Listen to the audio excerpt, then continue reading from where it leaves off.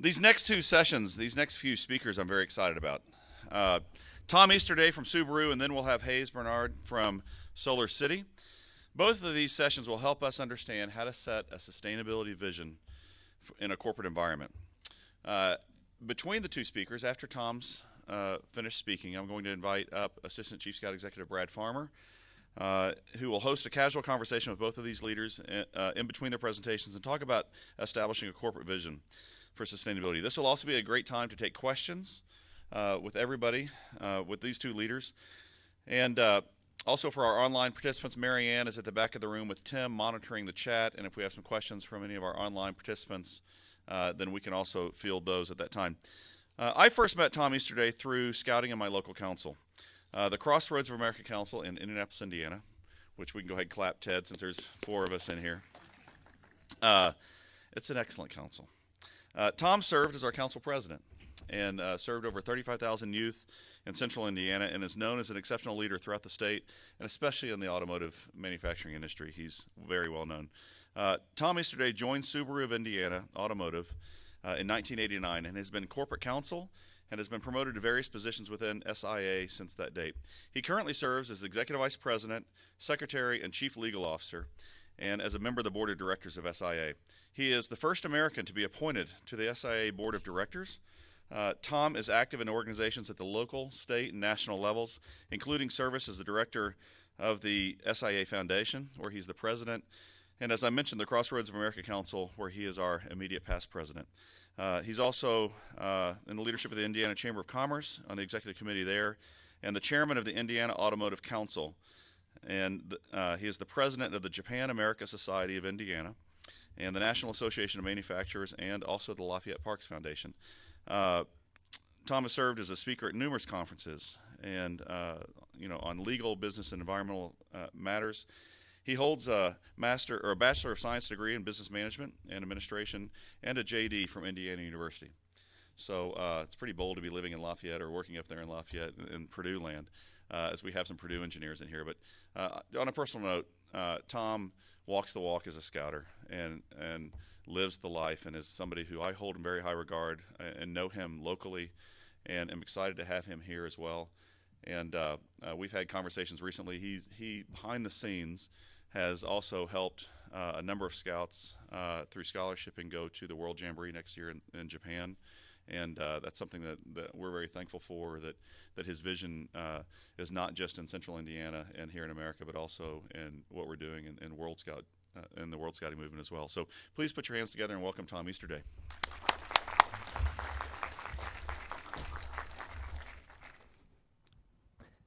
Thank you very much, John, and good morning, everyone.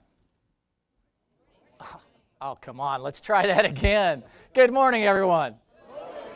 Good morning. As John said, I'm Tom Easterday from Subaru of Indiana Automotive, and I'm going to take you on a little journey today. Hopefully all of you will be able to come and visit our plant and see our sustainability and environmental stewardship activities in action. And you heard a lot from Cynthia this morning about a roadmap on how to get to that vision. I'm going to talk about corporate vision and give you a lot of examples that I hope you can apply not only to Scout Councils throughout the United States, but also in your homes. And in a minute, I'll talk particularly about being zero landfill as one of the main aspects of sustainability at SIA. It's kind of interesting. I've been, as John mentioned, I've spoken all across the country, actually all across North America, from Quebec over to Seattle to San Diego to Jacksonville at different conferences over the last about 7 years. As a matter of fact, I got started speaking because 10 years ago we became the first automaker in the United States to become zero landfill. And after that happened, about 3 years later, as a matter of fact, Subaru of America, who does our national distribution and marketing, came up with a commercial about our plant, actually 5 different commercials. You may have seen some of them, had the deer and so forth, and showed a lot about our plant, about being zero landfill. Well, after that happened at about 11 o'clock at night one evening, I got a call, and it was from the president of our parent company from Japan, and that's typically when they call with the time change. And I answered the phone, and he said, Tom-san, we're getting all sorts of requests to have someone talk about Subaru, because it's been part of our DNA, talk about our environmental stewardship activities. You're the only one that really knows all about those because you've been there since the beginning. Would you be willing to do that? And I said, sure, I'd be happy to do that. That's what you say when the president of your parent company calls, right? And so I said, sure, I'd be willing to do that. And my wife, who I've been married over 30 years, was sitting next to me at the time. And I turned to her after I got off the phone and I said, Deb, did you ever in your wildest dreams imagine me going across North America speaking about environmental stewardship? Deb looked at me and said, Tom, you're not even in my wildest dreams. So with that deflating start, I started across North America talking about environmental stewardship. Tell you just a real quick little bit about our company. SIA, as John mentioned, is located in Lafayette, Indiana. So this is I-65 going south. You get to Indianapolis. Going north, you'd get up to Chicago. We have 832 acres, and we are the only manufacturer in Indiana and the only auto company in North America to have our entire site designated as a backyard wildlife habitat by the National Wildlife Federation. Okay, there we go. This is the only commercial you're going to get throughout this whole thing here. We make 3 products at Subaru of Indiana Automotive. We make the Subaru Outback, the Legacy, and we also make the Toyota Camry. You might be saying, why would you make a competitor vehicle? Toyota is the largest shareholder of our parent company. So as you can see, we're the only auto assembly plant that makes vehicles for 2 of the top 5 brands, according to Consumer Reports. We make the safest cars in the world, the Subarus we make. We also have the safest auto plant in the world, according to the OSHA Frequency Index. Our OSHA frequency on a national level, the national average in 2012, the last year it's available for, was 7.2. Ours at SIA that year was 0.94. So safest cars, safest people, and that's important from a human standpoint for human sustainability. This is not a Subaru, okay? I want to clarify that right off the bat. But it's important in auto history and important to what we're going to talk about today, because I'm going to talk about how lean fits well with sustainability. They go hand in hand. And most companies that start off with sustainability, they run into a problem right away. They say, we can't do that, we can't afford it. Or they start, and all of a sudden it becomes a cost factor, and the CFO or someone gets a hold of it and says, this is costing us way too much money, we got to stop this. And it happens with organizations, charitable organizations, other organizations, the same thing. They look at it and they say, oh, this would be great if we can buy this. This would be great, but we can't afford it. So, okay, we'll think about sustainability some other time. I'm going to tell you how you can do it and how you can make a profit at it. But I want to start first with Elwood Haynes. Elwood drove the first gasoline-powered car on a little road called Pumpkin Vine Pike in Kokomo, Indiana, on July 4th, 1894. There were a couple brothers named the Duryea brothers from Massachusetts. Were in competition with them. But that car's in the Smithsonian, so we'll assume that Elwood actually was the first one. So that's the first gasoline-powered car you're looking at right there. But before gasoline-powered cars were on the road, there were cars that ran on steam, kerosene, and electricity. So when you hear people talk about the, wow, hybrid vehicles, that's a whole new concept. We can run cars on electricity. There were electric cars before July 4th, 1894. So sustainability, or trying to improve the environment by virtue of trying to improve the way an automobile runs, that's not a new concept at all. But lean is a fairly new concept, at least calling it lean. You go back just after we had that Elwood Haynes driving the first gasoline-powered car, he teamed up with a couple brothers, Elmer and Edgar Apperson. And they actually started the first company that produced gasoline-powered cars. And that was also located in Kokomo, Indiana, about 50 miles from where our plant's currently located. And what's interesting, about 20 years after the Apperson brothers started manufacturing gasoline-powered cars, Henry Ford started the Model T line. And it was the first really efficient production process ever. And you can see some of the production line there looks a lot like production lines today, but certainly there's a lot of differences too. If you look at a modern production line, these are some shots from Subaru of Indiana Automotive. You've certainly got a lot of robotics. You got automated guided vehicles. You have lift devices. You have what's called kit boxing, where actually parts move along inside the vehicle. So there's less ergonomic, less waste, or muda, as it's called in Japan, of people going back and forth to pick parts off the line. The parts actually travel with the car. It's better ergonomically. Same thing with the automated guided vehicles. You'll see it 30 years ago in the automotive industry, you used to have to pick up batteries, pick up tires, pick up instrument panels to put them in cars. That's no longer true. That lift device right over there, you can see it's reaching over. It's going to get a seat with just one little handle. You can actually just click your finger and pick up a seat and put it into a car. So there's an amazing amount of improvements that have happened that have made it more efficient to manufacture an automobile. At the same time, they've made it better ergonomically also. So lean, what is lean? Well, a short definition is it's preserving or creating value with fewer resources. And it fits very well with sustainability. You can see, to expend resources for anything other than creation of value is wasteful, and therefore you ought to target it for elimination. And that's true not only in a business, that's true in any organization, it's true in your home too. When waste is eliminated, quality improves, production time, costs, they're all reduced. So how does that fit in with sustainability? Well, the government gave us a long-winded definition. I think the Boy Scout definition, the sustainability merit badge, is much better than what the government says, but this is directly from the EPA. Sustainability is important to making sure that we have and will continue to have the water, mineral, materials, and resources to protect human health and our environment. That fits perfectly with lean because lean is eliminating that waste. And the important part of eliminating the waste is if you eliminate the waste, you then have the other resources to be able to do what you need to do to be a good environmental steward and to help our environment. Being a lawyer, I look at it in a couple of different respects. And by the way, don't hold it against me that I'm a lawyer, okay? But being a lawyer, I look at it from the standpoint that you want to eliminate all risks to the operation that you're involved with, to the company you're involved with, to the organization you're involved with. You want to not put anything into the land, into the air, or into the water if you can avoid it, okay? In addition to that, everyone wants to help the environment. At least everyone should want to help the environment. So it should be part of a company's DNA from the very beginning. If it's not, you've got to work on those things that Cynthia talked about earlier about instilling that in the corporate culture. In the automobile industry, that's really a fairly simple life cycle. I'm sure you may have seen charts that complicate it a lot more than this. But any product basically has this similar life cycle. Number one, you've got production. Two, you've got use. Three, you've got disposal.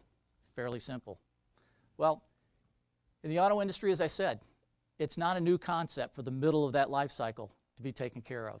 And it's being taken care of more and more all the time.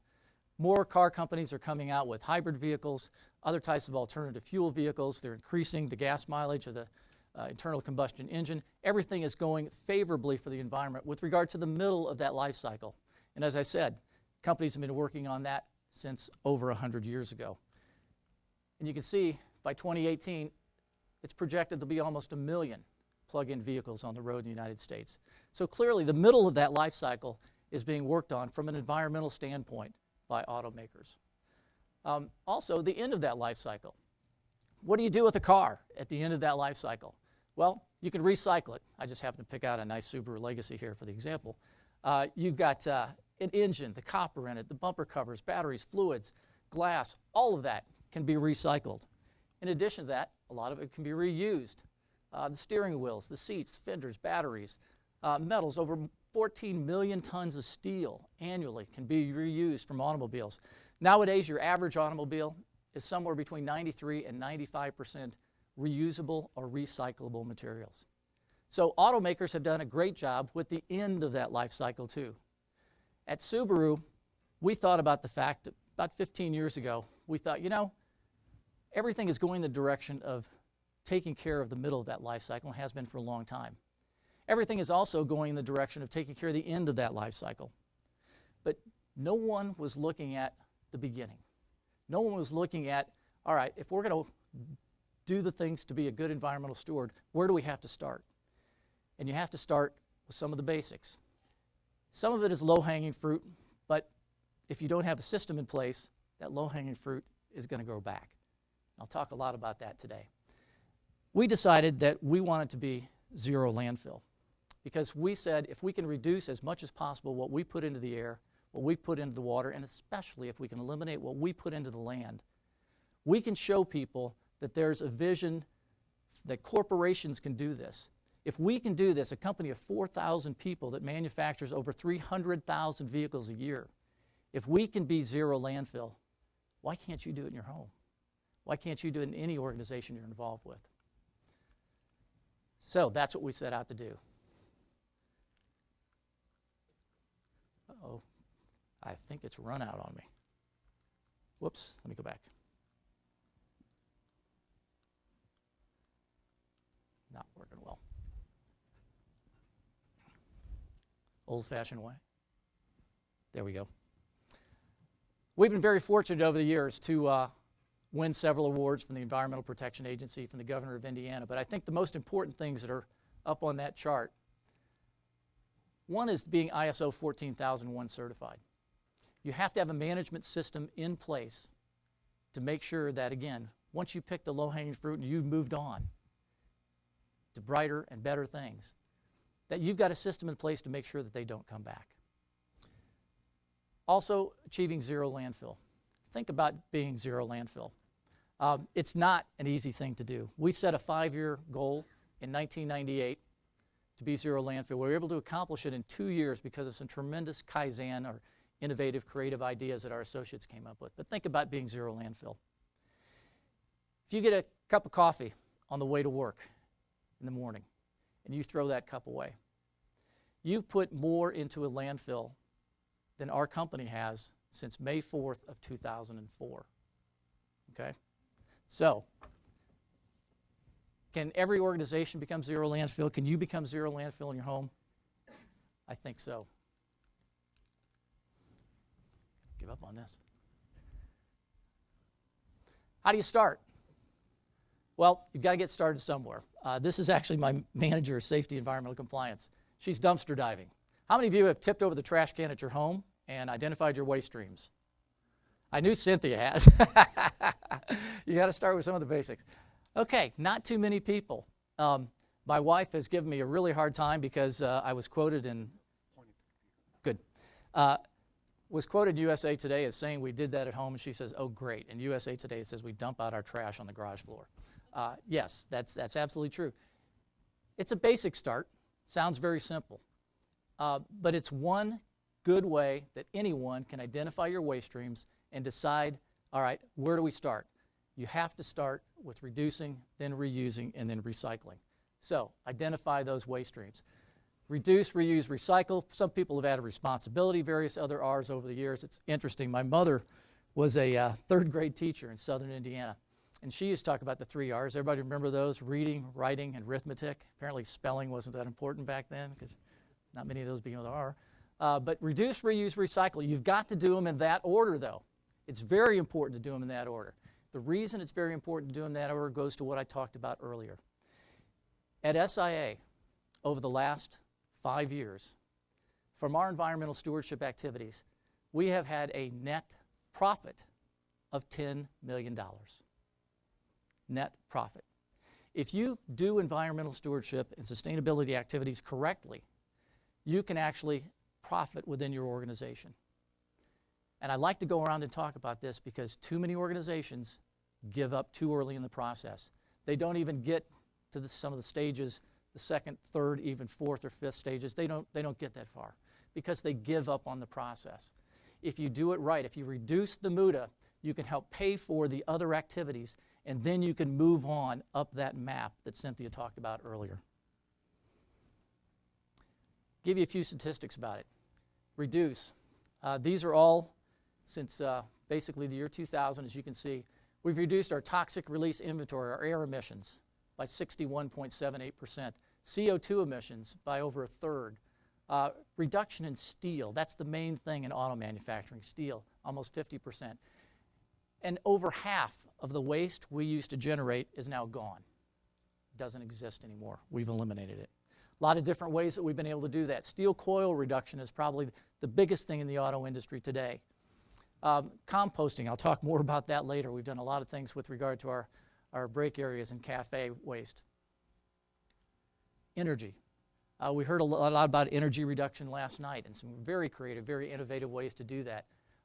We've been able to reduce our CO2 per unit by 30.8%. As you can see, this is on a little bit different measure. This is on a per unit. Reduction in electricity per unit, reduction in natural gas. Those are what I call green dividends. A lot of those started out to be cost savings. They were innovative ideas by our associates to save money. We have a lot of creative programs in place to help spur our associates into coming up with Kaizen ideas, including a Kaizen competition. Very simple things. Walk into rooms that, you change the electric light ballast, add more light switches. It used to be you'd walk into rooms sometimes in our office area in particular, You'd hit one switch, all the lights would go on. I mean, for hundreds of feet. Ridiculous, because we didn't need that. There were some areas, and there are lots of areas in organizations now. Obviously, you can go into motion sensors. That's certainly something. But also, do you really need the lights at all? We have a lot of areas where the cars are going through a process, and there's no one back in that area unless it needs maintenance. And if it needs maintenance, they can bring in their own lighting. So we've just completely eliminated the lighting. Cars don't mind traveling in the dark. So lighting reduction, also going just from basics, T12 fixtures to T8 or on now to LEDs. Not only did it improve the lighting, better illumination, cost savings, that green dividend with CO2 emissions, and save money on the electric bill. Again, having that money available so that it can be used for other things. Return on investment less than 1 year to change lights throughout our plant. Started this project about 7 years ago, as I said, moved from the T12s to T8s, now into the LEDs. A couple of ideas that our associates came up with along the way. And this is why throughout what I talk about today, I will emphasize that the best ideas come from the people within your organization. You can have all the speakers in the world, all the consultants in the world come in and talk to you. They do a good job, some of them do an excellent job. But some of the best ideas come from the people within your own organizations. We have at the end of every oven, paint oven, a door, which is a fire protection door. And it's to cut off, obviously cut off oxygen should there be a fire that's getting out of control. So one of our associates said, you know, why don't we, between shifts, after we turn off the oven, close the door? Because that would maintain some heat within the paint shop oven. And therefore, when we start the oven up, it doesn't need as much natural gas to bring it up to the 325 degrees that's required to bake on the base coat of the vehicle. Duh, sounds like a great idea, right? Why didn't anybody think of that? He said, you know, I always close my garage door after I pull my car in because the car's heat keeps my garage warm. So this one associate idea has saved us literally thousands of dollars in natural gas. Also reducing, again, the green dividend, reducing the amount of CO2 emitted. Air leaks, there's a lot of air tools. We've had a lot of associates that have identified various types of air leaks to the point where we've been able to reduce the use of one compressor. A compressor uses a tremendous amount of electricity, so if you can eliminate them, it's wonderful. A lot of different ideas. I talked about management systems. I want to emphasize that I feel it's very important to have a management system in place. There are a lot of different types of management systems. You could even create your own management system. We were the first auto plant in North America to be ISO 14001, which is the international standard for environmental management systems. We're also the first one to be ISO 50001, which is the international standard for energy management systems.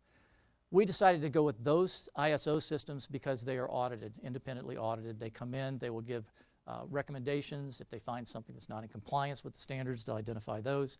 But they'll give recommendations, they'll talk to you about what is best for your company from their perspective, give you some new ideas and things. And I think the other thing it does, it helps make sure that there is a system in place. We're not all going to continue working where we're currently working for the next 50 to 100 years. But if there's a management system in place, we can make sure that once again, if that low-hanging fruit is gone, which it should be, that it won't grow back. That's a real danger. Reuse. We reuse a lot of things. And this doesn't even count the main part of our reuse activities. And that's, as you noted down at the bottom there, the returnable packaging or containers from our suppliers. How many Scout Councils out there get toilet paper delivered to them? Oh, come on, everybody should have their hand up, right? Okay, and how many of you have them delivered in big cardboard boxes from the supplier and then wrapped in plastic as they come in? And then they may even have some more cardboard inside to make sure they don't jiggle when they come in. There's all sorts of waste there, tremendous amount of waste. You need to meet with your suppliers, and I'll talk more about this. You need to meet with your suppliers and make sure that they are taking part and participating in the greening of your Scout Council. Every year at SIA, we get 1.5 million caps, over that amount actually. It's probably going to be almost 2 million this year because our production volume has gone up significantly with the market demand. That's a lot of caps to get in. We take these caps, line side, our associates actually separate them. They'll take the cap, they'll put it into a container. The container is taken on our just-in-time inventory system. When we have trucks come in with new parts every 2 to 4 hours, they're sent right back to the supplier and reused over and over and over again. One of the greatest ideas from our associates, a Kaizen idea a few years ago. Associates said, we still get our transmissions from Japan. because we have horizontally opposed engine. Just Subaru and Porsche have this very efficient kind of aircraft type engine. And because of that, no one in the U.S. can make our transmissions, so we still get them from our parent company. They come in packed in styrofoam for protection during shipping. One of our associates said, well, okay, we're recycling styrofoam, but the process of recycling styrofoam is very energy intensive. It's not very efficient. Can't we send the styrofoam back to Japan? Let them reuse it. It looks like it's in perfectly good condition. Well, the engineer said, you know, shipping air, you know, styrofoam is very light. Shipping air back to Japan is probably not very efficient from a cost standpoint. We told the engineers, study it. It's an associate idea, study it. They did. They determined that after 4 trips to Japan, it becomes cost effective to do it. This one piece you're looking at right there, and they put tick marks on them, you can see up here, has made 11 trips to Japan. Last year, we saved $1.3 million off this one associate idea. One idea from one associate saved $1.3 million. What did we do with that cost savings? Well, we acted strategically to figure out, okay, we have this money available. What can we do to go to the next level to try and increase our sustainability and increase our environmental stewardship activities? Another project, bumper reuse. If you come and visit the plant, you'll see there are 2 large injection machines, one for the Subaru bumpers, one for the Toyota bumpers. Right at the end of those machines, there's an associate that inspects them, inspects the bumpers as they're coming off. If there's anything at all wrong with the bumper, it goes right into the grinder. It's right there at the end. Then literally it's taken back into the machine, dumped back in to make another bumper. Instant reuse of those materials. Recycling. We have a recycling rate of 99.9%. There's a small amount that under EPA guidelines is medical waste, and it has to be incinerated. So that's the only part that isn't recycled. But you can see steel, again, being the leading. Cardboard. What is always fun to watch, you see light bulbs on there, 12 tons of light bulbs. That's going down as we get into more energy efficient and bulbs and LED and so forth that last much longer. But we have what's called a bulb eater. The bulb eater will actually separate out all the gases, the glass, separate out all the metals. It's a fantastic thing to watch. You just stick it in there and separates them all out for recycling and reuse activities. And one of the interesting things about that, some of that glass is very hard to use as far as finding a market for it, for recyclable materials. That glass from some of those bulbs, and again, we're having fewer of these type of bulbs, but it's used to make garden gnomes. Yeah, so very creative reuse of that. Paint sludge. There's hopefully very little paint wasted. You want to cut down, obviously, on the amount of what's called overspray on any vehicle because that's inefficient, that's waste, it's muda. But there's always going to be a little bit of it, and it's always captured. Well, what can you do with that? A lot of companies have just thrown up their hands and said, send it to a landfill. Okay. Well, we decided that wasn't a good answer. So what we do with our paint sludge is we dry it. And after we dry the paint sludge, it can be used for railroad ties, parking lot bumpers. It's even used sometimes on interstate highways to hold on guardrails. And as you can see, over the lifespan, it will have much better rate of deterioration than what you have with the old wood and creosote, and much better for the environment also. One very interesting project, we try and teach environmental stewardship at a very young age. We have on-site, we have a child development center for children of our associates ages 6 months to 6 years. And what the children did after they there's actually a sustainability class in the kindergarten there. And what they did is they came up with a program called Caps for Benches. And throughout SIA, most people would take if they had a bottle from a vending machine or something, they would take that plastic and put it in the recycling bin with the cap still on it.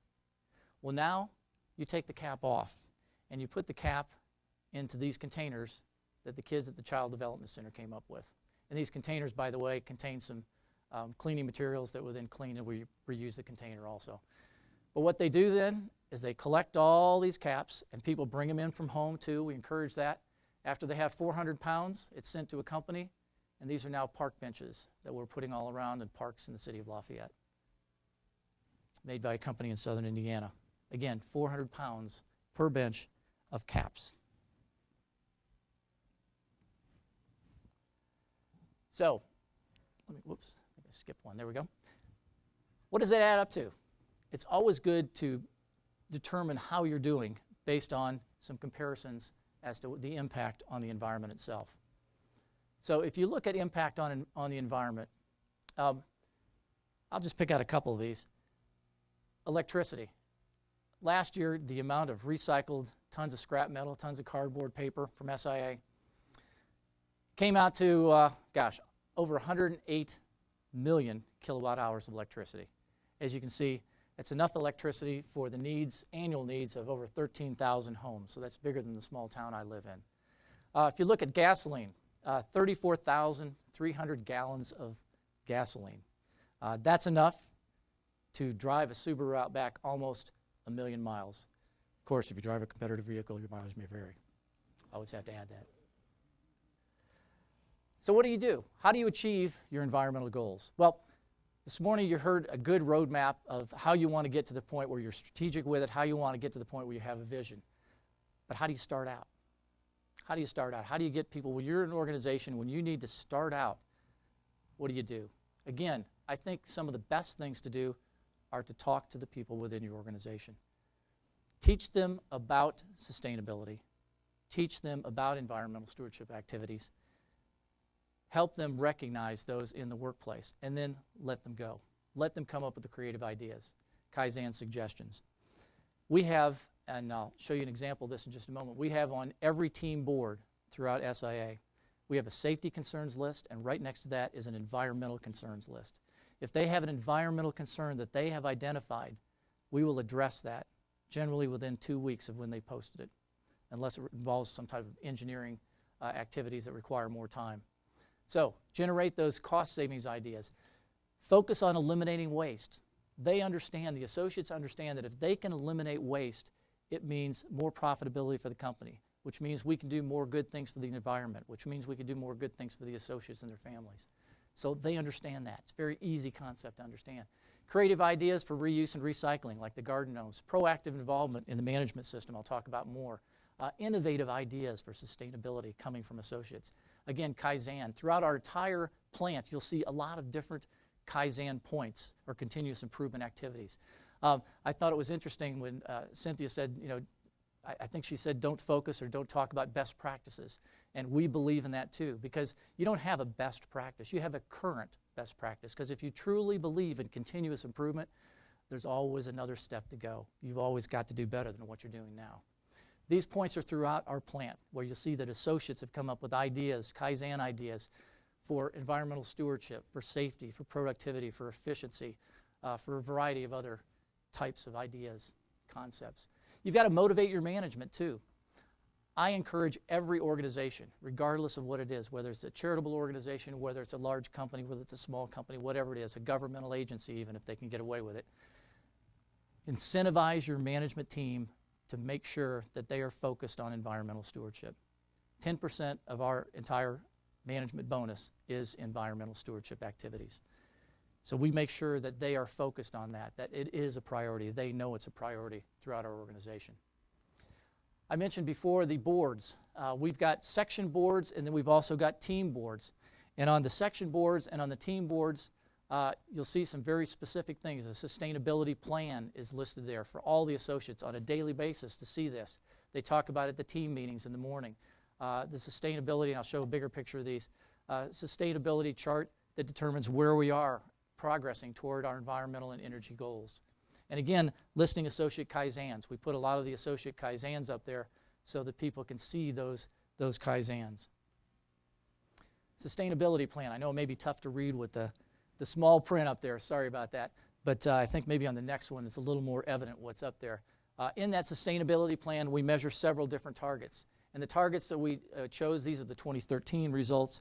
The targets that we chose in 2013, participation. Again, looking to associates for Kaizen ideas with regard to environmental stewardship, energy Kaizens, compliance activities, of course, air emission Kaizens, water usage reduction, travel efficiency.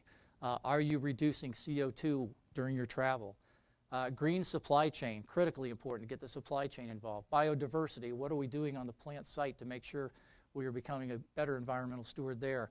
Waste reduction, of course, reducing the waste discharge and the waste generator are always important also. So a lot of different targets and tracking them and posting that, making sure associates on a daily basis can go and say, okay, we're doing pretty well here, but you know what? I haven't gotten my idea in this month. I need to get an idea submitted because I've recognized something the other day. I need to get that done. Making them have some ownership in it, making them participate in it, making them know it's their program as well as the companies as a whole. Top management, going out and recognizing what people are doing on a daily basis. We go out on the plant floor every day and talk to associates about what's going on. And once a week, we take a formal tour. We take every member of top management out to the floor. And we make sure we go first shift one week, second shift the next. We go out, we talk about safety, environmental, and energy. We focus on the Kaizens. We recognize the individuals that have come up with the best Kaizen ideas. And we look at them. We look at how they've been implemented, how they're working. It's Gichi Genbetsu, go and see. One past president of Toyota once said at a meeting I was with, he said that his father actually told him this. He said his father had planted some cherry trees, and he was then put in charge of making sure they grew. And he asked his father, he says, well, Father, how often should I water them? And his father told him, your footprints are the best fertilizer. He said, you should go and see.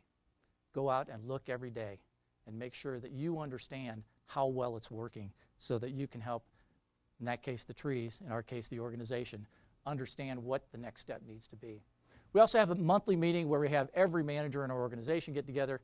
We talk about what's going on with our environmental targets. We again have Kaizen presentations at this so that we can do what's called yokoten, or spread them throughout the organization. What you don't want to have is, and this is the same in Boy Scouts, you don't want to have one council doing a tremendous job with sustainability and no one else knows about it. You've got to share those ideas. You've got to yokoten them throughout the organization to make sure that everyone is improving so that everyone can then go to those next steps that were talked about earlier today. Achieving environmental goals, again, the suppliers play a tremendous part for us, getting rid of unnecessary packaging, helping invest in reusable containers. There's typically a 5-year life cycle for major model changes in the auto industry. They can get a payback on using reusable containers in about 2 to 3 years. So it becomes cost efficient for them to do that, as well as becoming good for the environment, eliminating all of that recycling activity that involves a lot of trucking, that has CO2 emissions, that involves a lot of energy intensive activities. Again, reduce, eliminate that waste first, then reuse, and then recycle. Getting them ISO 14001 certified. Want to make sure that they have an environmental management system in place so that they can continue those activities. Suppliers, like all other companies, are focused on a lot of things. You don't want them to lose focus on environmental stewardship. So again, a lot of reusable packaging, a lot of reuse activities. We happen to use a company that helps us out not only with creating some markets, like they came up with the garden gnomes for us, for our recyclable activities, but also getting involved in the collection of the recyclables themselves. So, why do companies go green? Well, hopefully they do it because it's good for the environment. But there are also a lot of other reasons. I just picked out a few other reasons. They generate cost savings. If you do it right, if you eliminate waste first, you can generate cost savings.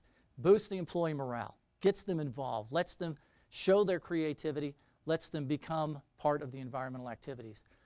Promotes creativity. If they become creative with environmental Kaizens, they're probably going to become creative with safety Kaizens, productivity Kaizens, and also some of them have, like I said, green dividends. It might be it comes as a cost-saving idea, and at the same time, it generates something that's good for the environment. And certainly it can enhance your company or brand image and obviously create some free publicity. We've been very fortunate through our environmental stewardship activities. We've been recognized with segments on 8 different television networks, articles in Business Week, the LA Times, Wall Street Journal, USA Today, and so forth. So it can be great from that standpoint too. And when you talk about the Boy Scouts, obviously membership is a major thing right now in Boy Scouts. Boy Scouts obviously already have the market share and the niche market for fun outdoors, okay? That's there. That's been there forever. Sustainability is another thing that has been there for a long time, but it's something that I think Boy Scouts can do a better job of promoting as being the leading organization and take that leadership role. And actually the other one that I've talked about too is there's a great obesity problem in the United States. What better organization is there to promote physical fitness than the Boy Scouts of America? So, what's next for us? Well, a lot of different things. I won't dwell on these because I'm short on time, but Just a few of the activities, our composting activities. I mentioned it at breakfast when we were talking. I hate to go into restaurants that give you those clam shells that are made of styrofoam that end up in a landfill. That's terrible.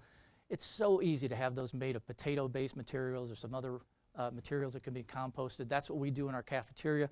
We have this huge composter in the back. We've got a permit from the Indiana Department of Environmental Management that we can reuse that compost activity by giving it to our associates. We give it to them, they take it home, they put it in their gardens, grow vegetables, flowers, and teach their families about sustainability. Obviously, we have an alternative energy committee. We've looked at a lot of things, everything from microturbines to photovoltaic cells. And this is an interesting project we have with the U.S. Fish and Wildlife Service. For a few years now, we've had a prairie grass project where we've restored a lot of our site to the native Indiana prairie grass from basically the 1850s to 1880s. We have school groups come and walk through here. It's wonderful to see the students appreciate what Indiana looked like back in the 1800s. And at the same time, we don't have to cut the grass, so we save money. And we have a lot of volunteers to go out and make sure that we don't have invasive species in our native prairie grass. Teaching is one of the most important things, and that's why Subaru has chosen to send me around the country speaking about environmental stewardship. We encourage all businesses to come in and benchmark with us. We've had a lot of our competitors come in and learn. As a matter of fact, there was an article in USA Today just last week by the same writer that wrote the article about SIA 6 or 7 years ago that said that GM is now, within the next few years, planning to have over half of their plants zero landfill. We've had a lot of competitors come in. We've had a lot of other companies come in. I encourage companies to come in and benchmark with us, and we can learn from them too. Again, it's always a continuous improvement. We also teach students. We have a program that we call STARS. It's Students and Teachers Achieving Recycling or Reducing Reusing Success. And we actually set up a competition among the high schools, and then our SIA Foundation gives them a grant that allows them to engage in these environmental stewardship activities. So by virtue of that, we can help teach the students about environmental stewardship, about how to become more sustainable, about how to think strategically and have a vision for the future. I love the national parks. I won't go into that. That's my family at various stages of our lives there at various national parks. My son, who's now an Eagle Scout. Subaru as a brand, we've worked a lot with the National Parks Foundation, and we're hoping, we've got a program which we're proposing that maybe to make all the national parks become zero landfill. And that I just mentioned, I don't know if that program will come to fruition. Hopefully it will. But I mention that because if they can do it, if SIA can do it, then every Scout camp in America can do it. A couple quick things at the end. I know a lot of Scout councils go to business, and primarily you go and ask for money, and that's important. You've got to be able to pay the bills at all the councils across America. So sponsorships at dinners and things like that, they're very important. But what I don't want you to forget is teaming up with corporations for environmental stewardship activities. These are just 3 of them that we do at SIA. The fishing derby, we have the Cub Scouts come out. We have a fishing pond that we created on site. We have them come out. We teach them about the ecology of that fishing pond and allow them to fish and then put the fish back into the pond.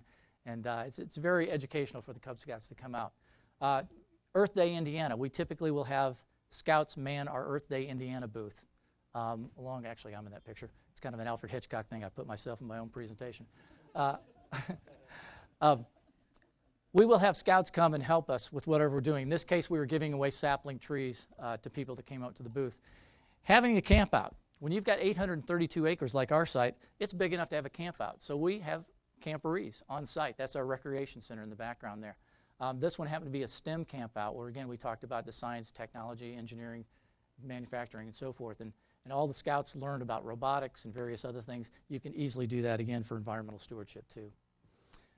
So let me close with 2 thoughts. First of all, I mentioned that our entire site is a backyard wildlife habitat. It's designated by the National Wildlife Federation. On our site, we certainly have a lot of rabbits. You can see we have deer, we have rabbits, we have geese, we have rabbits, we have coyotes. We have a lot of rabbits, as you might imagine. Part of the reason we have a lot of rabbits is we do have American bald eagles that come over for lunch, too, from the Wabash River. I used to call these Canada geese right there, but someone pointed out, this is right next to our stamping shop. Someone pointed out they were born in Indiana, so those are Hoosier goslings, not Canada goslings. That's our paint shop. We have a 5K running trail in one of our wilderness areas. You see deer there all the time. My favorite picture, I like the coyote picture, but only because the Outback's in it. But I love this picture down here. This is a blue heron. We have a blue heron sanctuary on site. That guardrail there, that's our test track. When SI was first built, you talk about the importance of history. When SI was first built, we preserved the blue heron sanctuary and built the test track around it. So, does anybody know what the largest test track is in the state of Indiana? Anybody? Indianapolis 500 track. It's a test track. It's 2.5 miles. Ours is 2 miles. That's one of the differences. The other difference between ours and the one in Indianapolis is in the middle of ours, we have a blue heron sanctuary that's frequently visited by American bald eagles. In the middle of theirs, they have drunken race fans. So remember, if you're going to remember anything from my presentation, just remember green. Keep it simple. Get started. Identify your waste streams. Earn those green dividends. And then make sure that you put a system in place to continue to improve. R, reduce, reuse, recycle, in that order. Use your reduction activities to eliminate the waste, to create the profitability that enables you to do those things for reuse and recycle. Energy conservation, a tremendous way to save money and at the same time make sure that you're doing something good for the environment by reducing the CO2. The other E, employees, your best source for Kaizen activities. Get them involved. They know a lot about what they do. They know a lot about your organization. By having them come up with the ideas and having you implement them right away after they come up with those ideas, it's tremendous for employee morale. It also gets them to go and talk to their families about it also. And finally, natural and lean can work together. As I said, we've got 832 acres. We've proven that it's no longer the Rust Belt in the middle of the country. It's turning into the Green Belt. Feel free to come and visit us. You can go to our website. We do daily tours at 9 o'clock and 1 o'clock. Would love to have you come. www.subaru-si.com.